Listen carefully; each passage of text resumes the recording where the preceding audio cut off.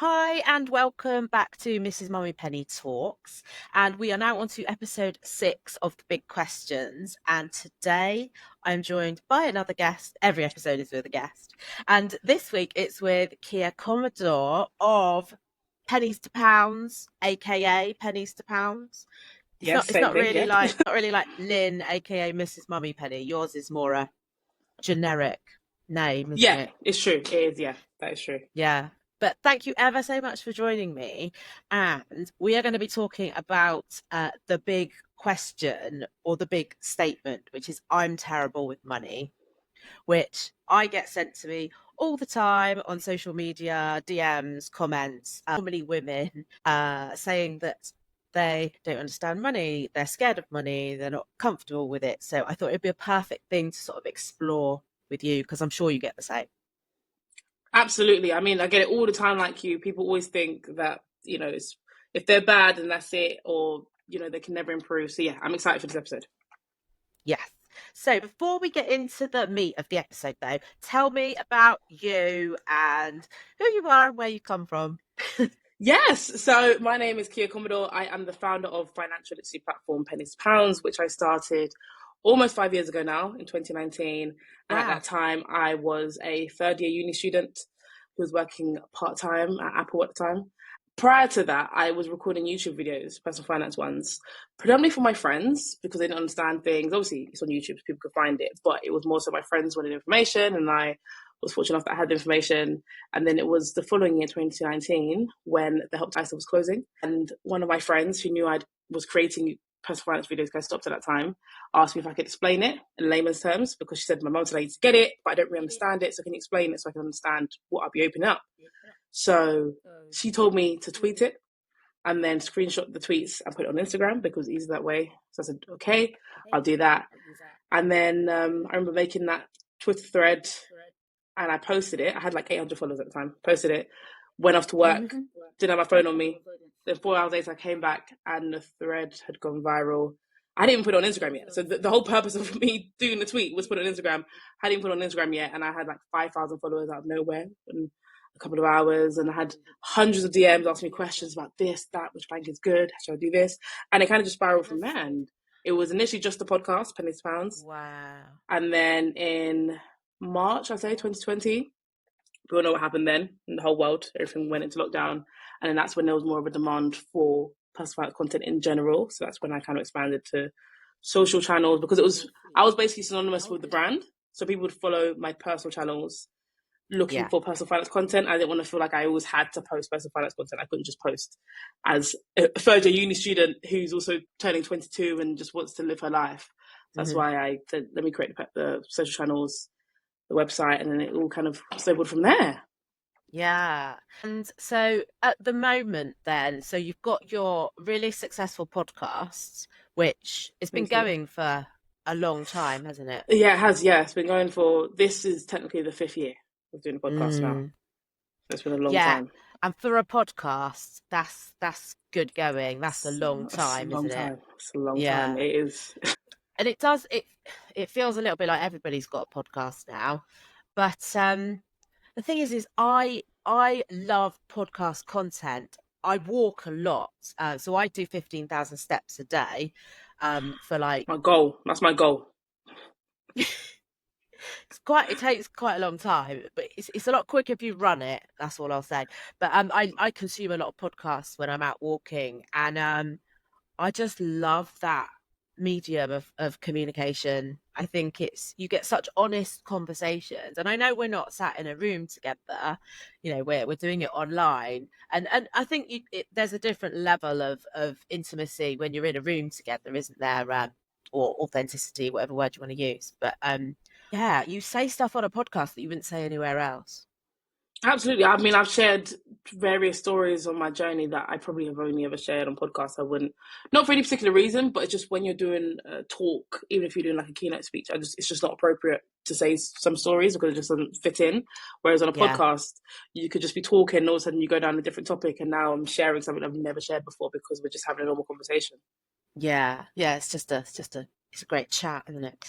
So right, let's get on to the big question of then I'm terrible with money.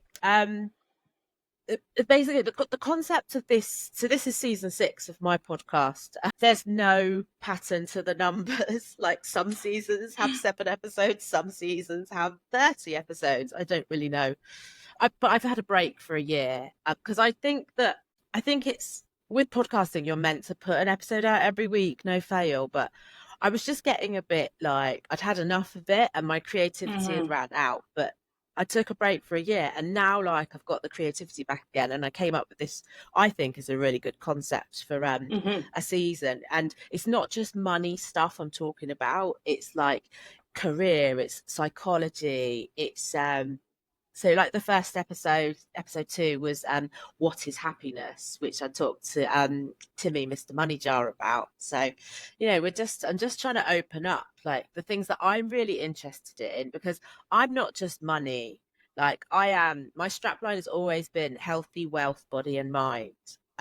So yeah, I want to talk about all those images, and I really want to talk about like women empowerment, particularly in our finance world, because there's gender gaps on everything: pay, pension, investing, credit rating, debt, any kind of financial thing we could possibly talk about.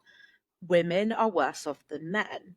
So, we are doing a great job. You for a younger audience, me for an older audience, meeting that educational need which is missing from society. So I'm yeah, so passionate about it. So yeah, so I'm terrible with money. Okay. So as I mentioned, I get that comment. It's probably the most common comment I get from people over the years. And it's always women that say it. Men tend to, whenever men comment on my stuff, they just tend to know it all. Sorry for I the man agree with that. Yeah. listening. Mansplaining is such a thing. Oh gosh. Yeah. Like I put a tweet out yesterday saying the use of a comma in a sentence. Yes. So let's say I use the example of comma, power and money. Love, power, and Comma money. and So it's money. the Yeah. use of the Oxford comma. And I don't know which one to use. And I had so many men commenting on bloody Twitter, just giving me advice and telling me the right way to do it. And then I had like a few women writers put in a comment saying, well, they're like, it's sort of up to you. Like you can use either option. It's just a lot more collaborative with the I know, women's yeah. I comment. think women, in general, not knocking any men who listen. I think in No. general, women want to uplift. Well, not all women, but generally, they want to uplift and they don't want to make you feel silly. Whereas, for like men will say it in a way that makes you feel like, well, of course it's this. It's a stupid Yeah. question. Yeah. Sometimes it's like, okay, just ask the question. Yeah. But anyway, the debate rages on. And like you said, with things that go viral, or not that this has gone viral, but it's reached like, I don't know, 10,000 people or something. It's, you can put the most bizarre things onto social media that then just go absolutely crazy, and then you see all those comments from people. Because I suppose, did you say that your tweet was about the Lifetime ISA? It was about the Help to Buy ISA because that was Help to closing, and then I did a buy following one ISA. about the Lifetime ISA. Yeah. Yeah, which I like. They're quite complicated. They're perceived to be quite complicated, scary subjects, aren't they, that people really don't Mm. understand. So I can sort of understand why that kind of thing went viral. But yeah, so the concept of I'm terrible with money. So I suppose, what does that statement mean? What does that statement mean to you when you get people saying that to you? So I think for me, I hear that quite a lot from the Pennies Pounds community and also people in my personal life. So a lot of my friends, Mm. because of what I do, will come and say, "Oh my gosh, Kia, I'm just so terrible with money." And I think inherently, like, as we are born and we grow up, no one's terrible at anything, right? You might have strengths in certain things and weaknesses in others, but no one's terrible at anything. And I think a lot of people don't realize that your money behaviors are often learned. So when you're a child and you grow up, you take them on from your first teacher in life, which is going to be your parents. So if your Yeah. parents were weary of money, you're Money, probably going to grow up and be very weary of money. Or if your parents were emotional spenders, but you didn't know what that money. meant at the time, you may develop that and turn into that. So I think a lot of people just don't give themselves enough grace to realize, you know what, I'm not terrible at anything. Like, for example, people say all the time, I'm terrible at maths, right? I'm not amazing at maths. Oh I wouldn't God, say I'm yeah. terrible, No. right? But no one's genuinely terrible. Cool. It might be a weakness of yours. You might say, I'm not great at it. Like, I'm not amazing at it. But with enough training and learning, like especially my GCSEs, I spent probably the most time was on maths because I wanted to just get a Mm, decent grade, and I got a mm, decent grade. So I mean, I wasn't terrible at it. I just required more learning and trying to understand the concepts compared to yeah. someone who's maybe more gifted at it. And that's just the difference. So I think it's just being kinder to yourself and realizing that maybe I'm not terrible with it. Maybe I just need to just learn a bit more about how money works and maybe some of my pitfalls and things that I can change to better my money habits. Yeah, I think you nailed it with the word kind.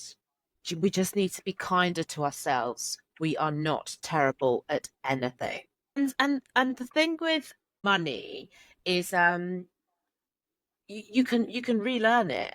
Like you can just pick up some of the basic concepts of money. 'Cause, I mean, I always say to people when they come at me with that statement, money is just a tool that gives you choice. Money doesn't buy you happiness, but it gives you choice. And I've used this example in other situations, but like I got divorced in 2020, and I wouldn't have been able to get divorced if I didn't have money.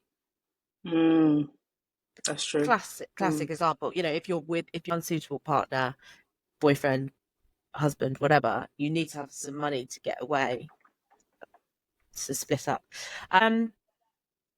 I think so. Yeah, the sort of basics and when I go into schools and say talk to teenagers about money, I'm like it's sort of three simple principles. It's spend less than you earn. Yeah, It's I always go in with pay yourself first, yes, I so agree. you save a little bit, and then I do some very basic sort of budget exercises with the kids. That's almost like that's the base. I think spend less than you earn is sort of it, really, isn't it? That's the overriding concept of money. Absolutely. I think I speak to people all the time, and again, I have a lot of friends, probably because of my age. I'm in my mid-20s, and a lot of my friends are just figuring it out, and that also comes down with Yeah, money. They're just trying to figure out. A lot of people just got their first big time job, so then the first big salary.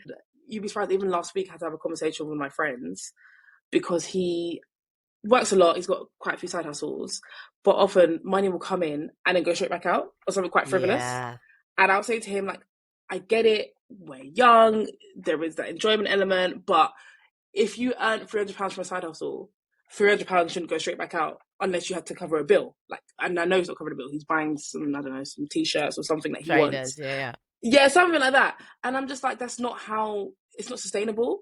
And I think I had a conversation with him. I said, "Do you have savings?" And he said, "Oh, I don't need savings. I earn money." And it's quite often that thing. It's like the paycheck thing. He's like, "I earn money. The money's going to come in. I can just kind of spend." And I said, "I get it until something goes wrong.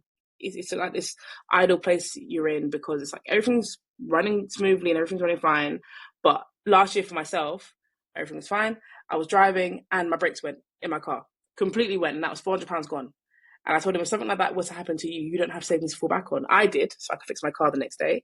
But yeah, you don't. And now what you're going to do? Try and get another job to take that money and now put it straight on your car. It's not really a sustainable way to live and manage your money. yeah. And that's a very common thing, isn't it? People living from paycheck to paycheck. Who, sometimes through.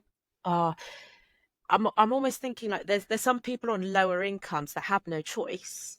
You Mm-hmm. know, they can only some people can't afford to like feed themselves and their families and have to go to food banks, so of course people like that are living paycheck to paycheck. But then you do have and I'm really guilty of actually no, I I'm thinking about what I was like in my 20s because I've made quite a lot of financial decisions in my life, and some of them have been good, some of them have been bad. But I was quite frivolous in my 20s. Like I worked in the city, like I was working for a bank, and then I went to work for Tesco's. So an accountant, so I was on a really good salary, and I had a boyfriend who had quite a bit of money as well. So we went on a lot of extravagant holidays, developed a penchant for like designer handbags. I did work out once how much I spent on designer handbags, and it's a lot. But you know what? Still got them. That's what it This, matters. I don't know. I don't know. Like it used to be a lot cheaper for a Louis Vuitton bag than it is now. Like loads cheaper. I've got like a little Louis Vuitton pouchette, a little like evening Yeah. bag. I bought it when I was 22 with my first ever bonus from HSBC, and it cost me £220. The same bag now, because you can buy the same bag, is £900. Wow. 25 That's years of crazy. inflation. Yep. Wow. So and the Louis Vuitton bag, it still looks as good as the day it was bought. It's That's an interesting investment. when You you, made an investment. Yeah. but I can't sell it. So is it an investment? Why can't you sell it? People will buy it. It's vintage. Yeah, mine. No one's having it. But yeah, I could sell it, I suppose. But yeah. So there are lots of reasons why people are terrible with why people say they're terrible with money. So there's lack of education, there's fear. So people are scared of money. Now, I had a conversation on Tuesday with a senior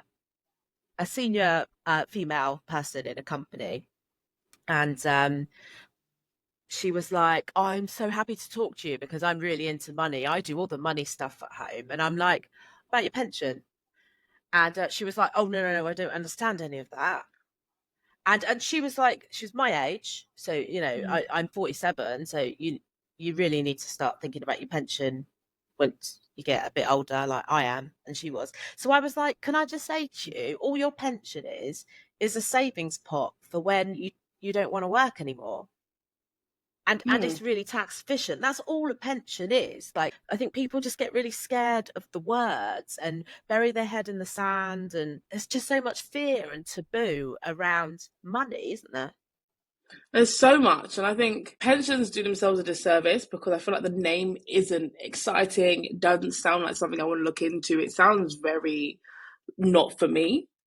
Like I said, pensions are so important. And I think even on the other end of the spectrum, I'm always talking about pensions to young people because people always say, "Oh, I think about it when I'm in my 40s and 50s," and I'm like, "That's way too late then."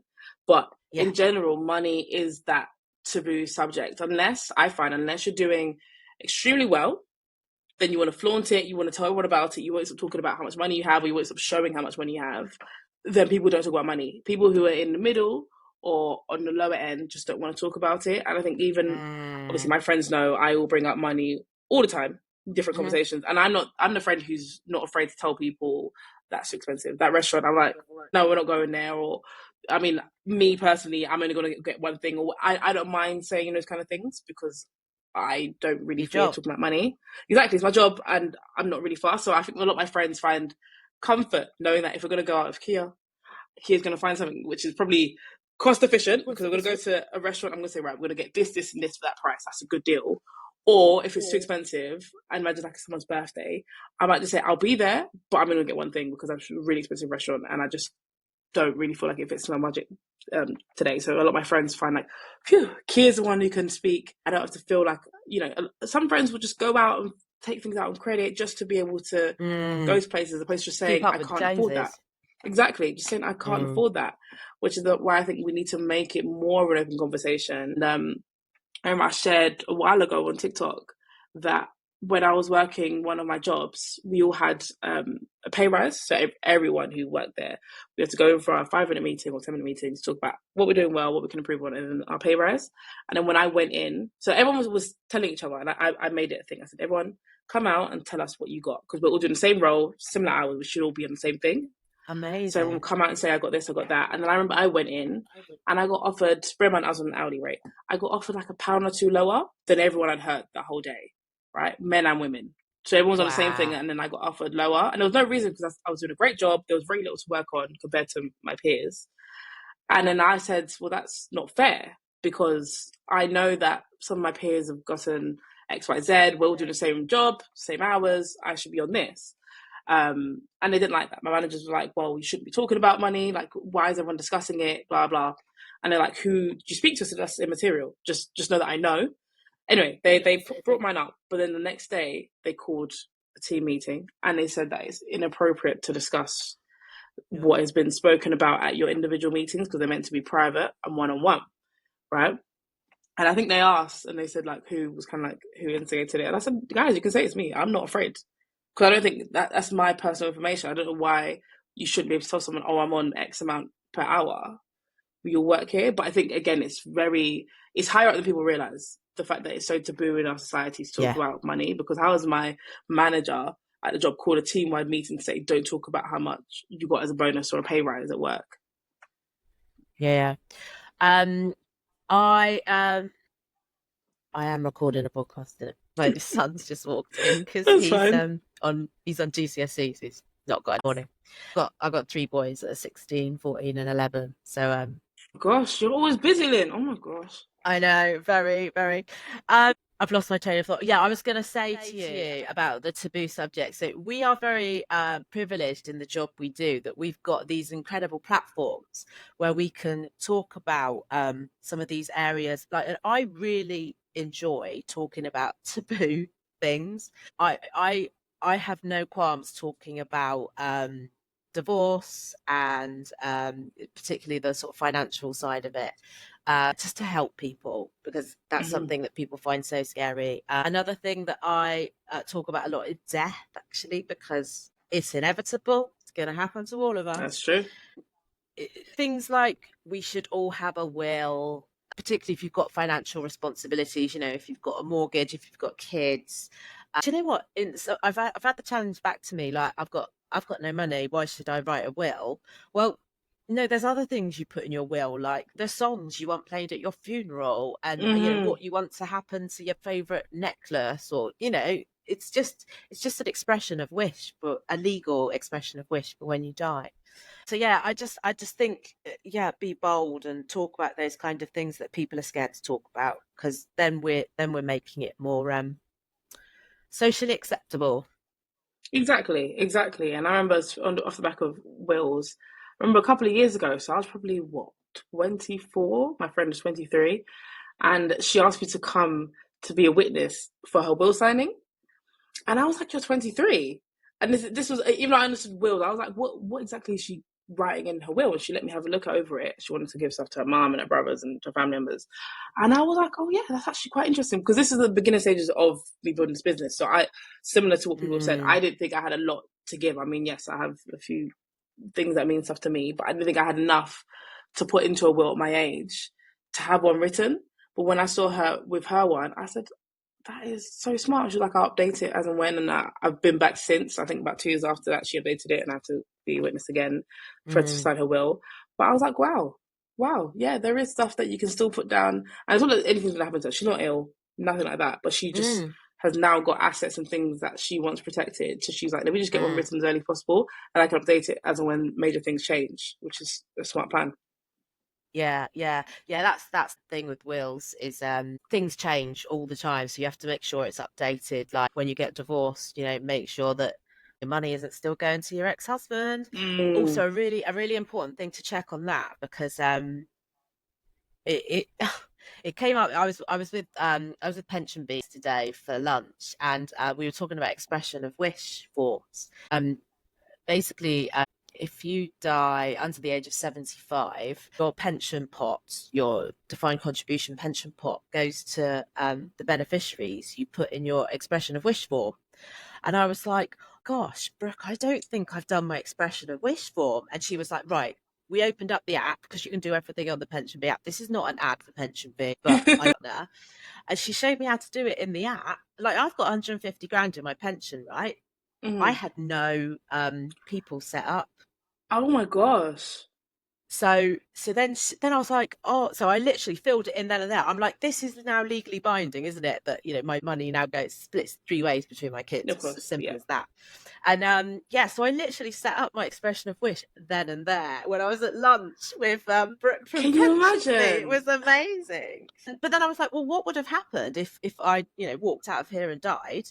Um, and she was like, well, it just would have followed the sort of rules in your will, which, I mean, my will says the same thing, but she was like, that would have taken a really long time. Mm. It's much a quicker process when you've got your beneficiary set up in your expression of wish. So anyway, that was just an interesting thing That's that, because, good. and, That's and good to I, know. yeah, really important to know. And also that, like, none of us are perfect. Like, I make financial mistakes all the time. Same. Like, emotional spending is a really big issue for me. It's almost so I've got a lot of healthy coping mechanisms for stressful times, but I've also got some unhealthy ones. And my unhealthy coping mechanisms are sugar, eating sugar. I'm addicted to sugar. So hard to break it. And I spend money, and I it's to get that, that endorphin hit Hmm.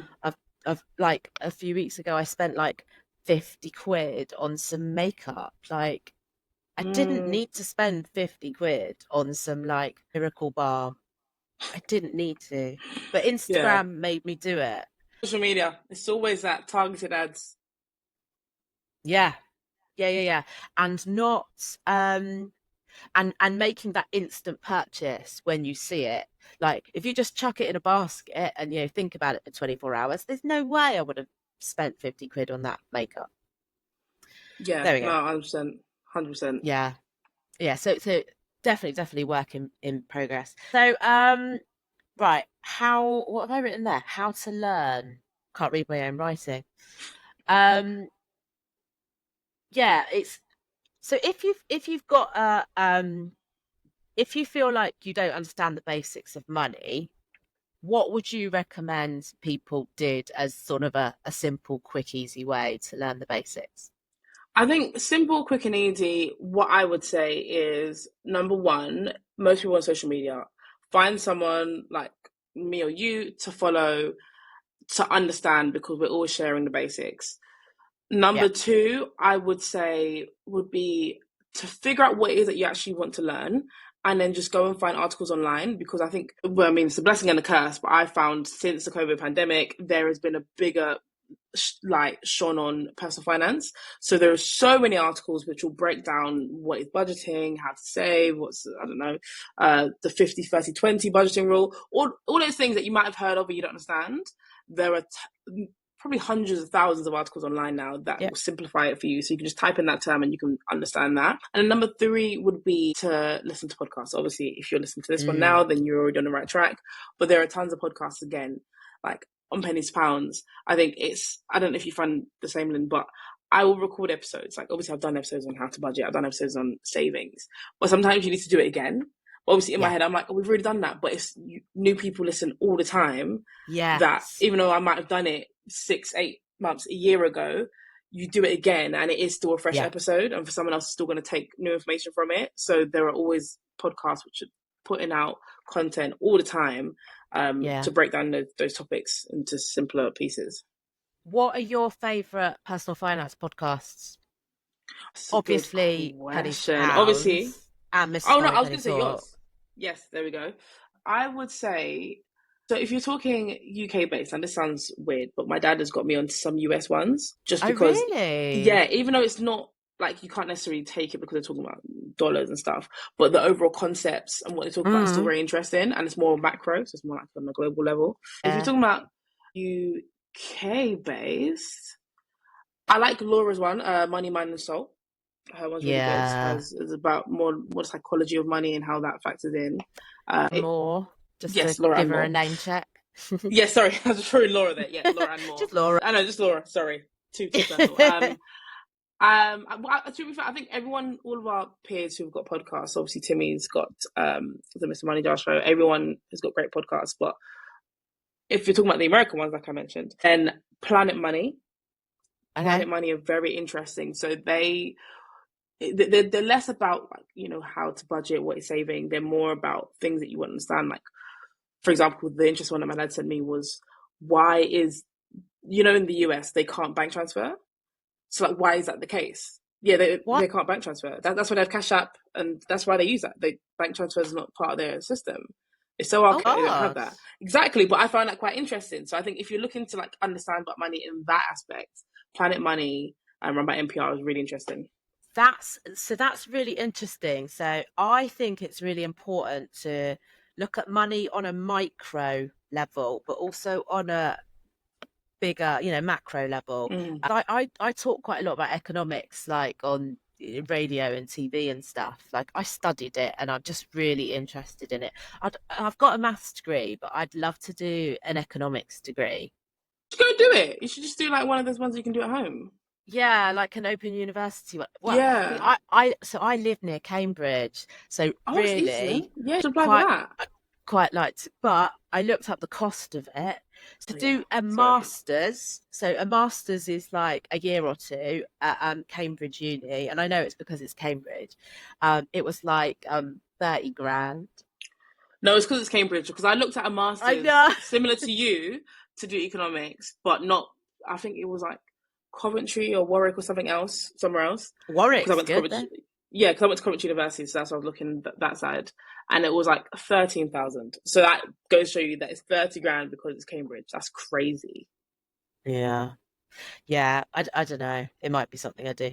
Maybe, do you know what? I might do it when my kids are older and they've sort of left to go off to university because I'm going to have so much time then. Yeah. Like for a lot of women, once they reach their 50s, traditionally, that's when your kids are a bit. I mean, I'm 3 years away from 50. It's a very long time. Just turned 50, so he's living La Vida Loca. I'm 26, my brother's 21. He's good. He's living Yeah, high life now. he's off. Yeah, his kids have flown the nest. Yeah, yeah. You got to wait for your kids to fly the nest though, which doesn't Yeah, happen when you're I'm like, still at home. I'm still home. yeah, yeah. I've been really thinking about this bank of mum thing. Very different in my household because it is just me. Like, how long am I gonna have to provide for them for? You just don't know, do you? And I live in the southeast, but I live in a my house is too big, so really I need to downsize, and it's too expensive. So if I downsize, I'd save a load on my mortgage. But like, there's lots of room in my house for my children, and I don't know how long I'm going to have to provide room for them. Right? Yeah, that's the hard part. I mean, so in my household, it's just three of us, just my brother, my dad, and myself. And I think Bank of Dad was done a long time ago. I'll be honest. Bank of Dad was done probably when I was in sixth form. That's when it came Yeah, to a sharp end. University, I very much offended. I offended myself. I've done a YouTube video on that, yeah. on like how I had to just find money elsewhere. And I'm glad he did that. But obviously, at the time when you're Mm, 18, you're thinking pop should help you, you know. But I'm glad he did because it made me figure out and go and get a job and kind of do all those kind of things. But yeah, obviously I do still live at home, but we moved from London, which it was a massive house, absolutely massive house, to East of England in Suffolk, where mm. we have a 3-bed house. So we have like a 5, almost 6, depending on how you use the rooms in London, and now we're in a 3-bed here. I think this is great. It's nice. It's greener than London. And I Yeah. guess it's cheaper in my dad's pocket as well, so that does help. And like I said, I told my dad that if you want me to move out, I'll move out. I think secretly, I think deep down, I think you're probably feel the same. Then he doesn't really want me to. Sometimes he'll say like, "Yeah, if you want to move out, you can move out," and I'll say like, "Okay, I'm looking at places." Like, why? Why are you looking? Like, just stay here. I'm like, "See, you want me at home. Oh, I know you like when I'm at home. You he do. just You like wants it when to I'm home." keep you at home. Oh, Yeah. that's cute. That's so cute. Yeah. Can we talk a little bit about money goals? Yes. Because I think you've already alluded to the importance of an emergency fund, but Yes. we've all got different things that we would like to save some money for, right? So start with the emergency fund, which is it's meant to be, but I hate all these, like you said, the 50-30-20 rule. I just think it's a load of bollocks. Like, I know it's a framework. Like, so you're meant to have this 3 months worth of essential expenses in your emergency fund, but like 3 months of essential expenses for me, because yeah, I got a really Hmm. expensive mortgage and 3 kids, would be like 9-10 grand. That's a So lot of money. I'm not comfortable having 10 grand just sat in a, instant access cash savings pot. So I've got more like a month and a half of expenses in my Hmm. emergency fund. But what that emergency fund is meant to cover is literal emergencies, like your brakes messing up on your car, Yeah. like 4 new tires that I've been told I've got to get at the next service, when the washing machine breaks. And a new washing machine is not cheap to buy, repair, Hmm. or whatever. So it's for those kind of things. It's not for holidays. It's not for clothes. I suppose it's for medical emergencies, isn't it? Like, I don't know if you needed like an emergency dental treatment done or something like that. But yeah, Yeah. so it's really important to have. Yeah, absolutely. I think my emergency fund, so I always knew that it was important to have an emergency fund.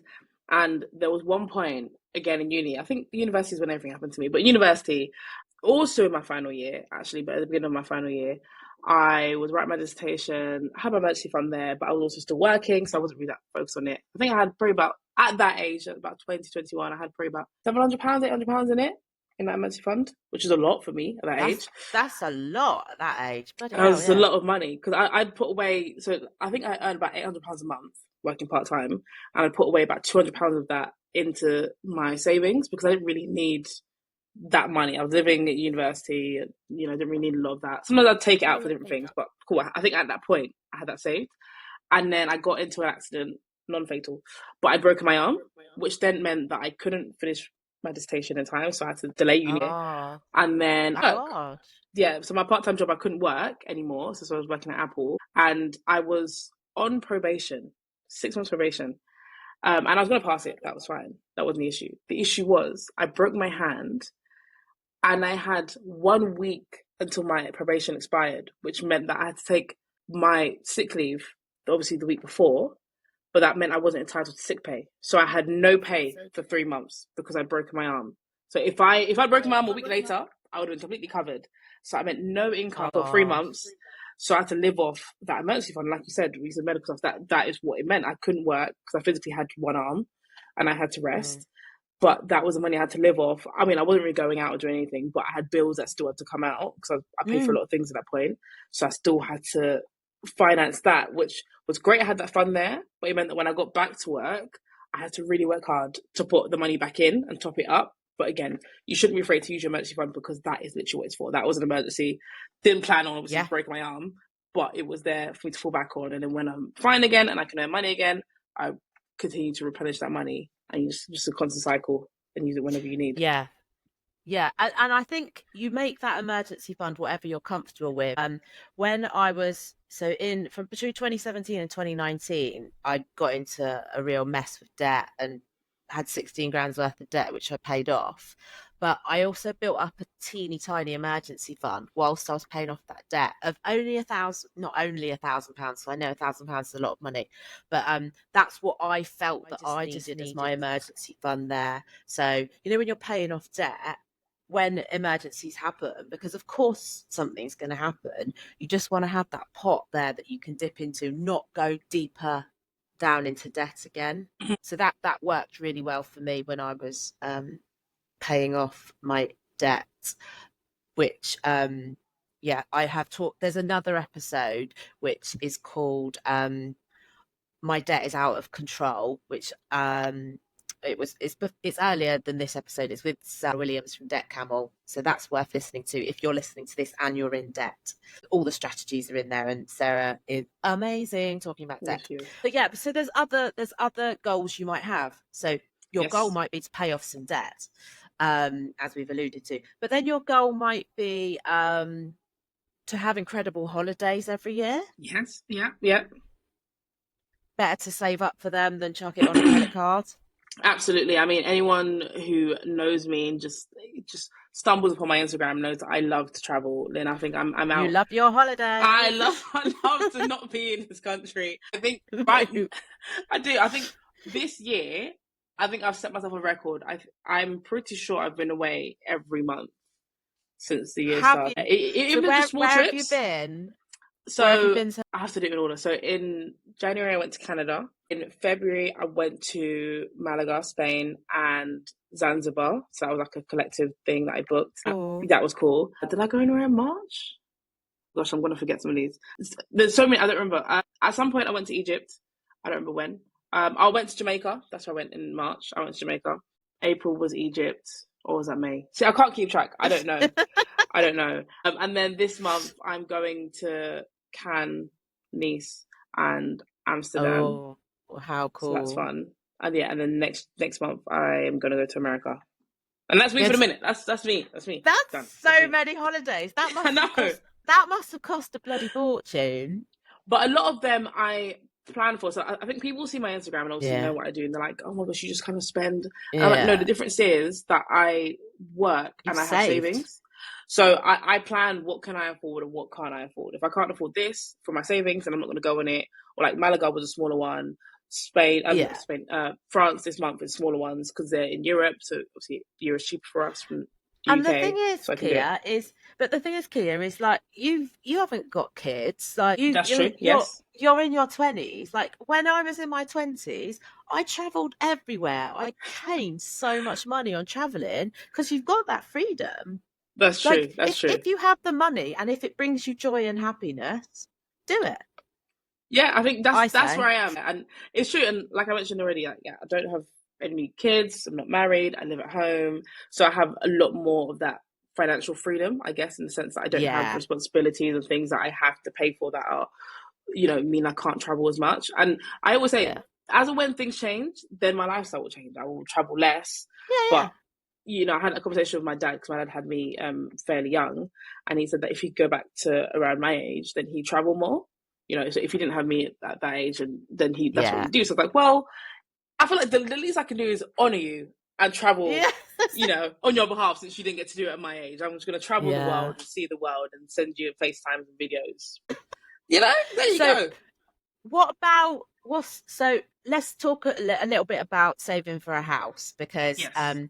it feels like an impossibility Yeah. for my heart every time I hear like a young person just talk about the fact that they can't buy a house because either they can't save up the deposit or they can't get the salary multiples because it costs so much to buy a shitty little one bedroom flat in London. It it it destroys me because it was just so different like 20 years ago or 25 years ago when I was buying my first property, and it's so unfair. Like average graduate salaries have not moved on in 25 years. It's Okay, so I crazy. my graduate salary in 1999 when I started at HSBC was 25 grand. Wow. The average graduate salary is still 25, 30 grand. What on earth has happened? Why are grad salaries not moving on, but yet the cost of an average house is like I Yeah. just can't wrap my head around the multiples that life has changed by, but salary hasn't. Yeah, So it's how crazy. what do you hear from your community and Well, I think, like I mentioned, I'm kind of in that target audience that we also talk to, and a lot of people have initially given up on getting a house, especially because like I was born and raised in London, only moved to Ipswich about 2 years ago, so all I've ever known is really London. And living in London, if you don't have parents who really live there, even renting, my friends who rent pretty much have little to no disposable income after they pay their rent and all their bills, and it's become impossible. So a lot of my friends, I think I was one of the first people to move out of London with my family, and a lot of my friends are looking elsewhere because like it's just not feasible for me to become a homeowner in London. However, if I look an hour out or an hour and 45 out, I can now. This is looking like a possibility now, and I think a yeah, lot of people are having to come to terms with the fact that they're going to have to leave their family. Because like I said, a lot of my friends, or people that I know, born and raised in London, family still live in London, but you just unless you're staying at home and you're not going to spend your whole life creating your life at home, you're going to have to move out, and that might mean having to sacrifice things like being close to friends and family. Yeah, because that's the only way. Like one of my friends got married 2 years ago. Her and her husband have had to move like an hour and a half out because yeah. they physically just can't afford it. And I remember before they got married, she was talking about maybe we're going to live in London, and I said, "No, have a look at the prices. I don't think you're going to live in London." And so when they came together, their finances, she said, "Yeah, we can't live in London. We're going to have to live all the way out. That's the only way we can afford to actually live." And we're Yeah. both still, at the beginning of our careers. We just can't afford it. But then there are little hotspots around the sort of just outside of the M25, which are a lot more bearable. So I live in Nebworth in Hertfordshire, Mm-hmm. so it takes me like 35 minutes to get to King's Cross. But Nebworth is quite expensive. But if you go to Stevenage, which is Mm-hmm. really great hub, brilliant transport hubs to get anywhere in the country, and the train from Stevenage to King's Cross is fast, and it's 20 minutes. There are loads and loads of one bedroom, two bedroom flat developments in Stevenage near the train station, which are a lot more affordable than Mm. London. So I think, yeah, you're right. You have to, You just because I have to think look people, out. but particularly women, I have this conversation with many people, they worry about, they want to live near where their social life is. But like Stevenage, all you got to do is get to King's Cross, and then it's 20 minutes to get out to Easy. Stevenage. Like that's quicker than a lot of tube journeys, isn't it? So 100%. Yeah, even from my old house in London to central London is longer than it is to get from Stevenage into King's Cross. So yeah, yeah. 100%. Yeah, so no, that's a really good point. Right, I'm looking at the time. We need to. There was other Yep, things on my go. list, but can you just share with everybody how they can find you, how they can listen to you, all your social? Yeah, of course. So you can find me and the platform at Pennies to Pounds. That's Pennies IES £2 on all platforms, and the Pennies to Pounds podcast is on all podcast streaming platforms. So yeah, wherever you want to go, wherever you get your podcast, wherever you get your information, we are on there as well. Brilliant. Thank you ever so much. I love talking to you're a different generation to me. Like I'm old enough to be your mum. Look old, I look old know enough. I look really young, don't I? It's the freckles. No, you know you do. Honestly, you don't. You don't look old enough. You don't. Thank you. I do look after my skin as I spend a lot of money on skincare. Maybe the £50 is worth it then. Miracle Balm. Maybe, but yeah, it was great to talk to you, Kia. I really appreciate your time. And everybody go give Kia a follow on social media and listen to the podcast, Kia's as Yes, well as yes. mine. Cool. Thank you so Thank you much for so having me. much. And yeah, thank you.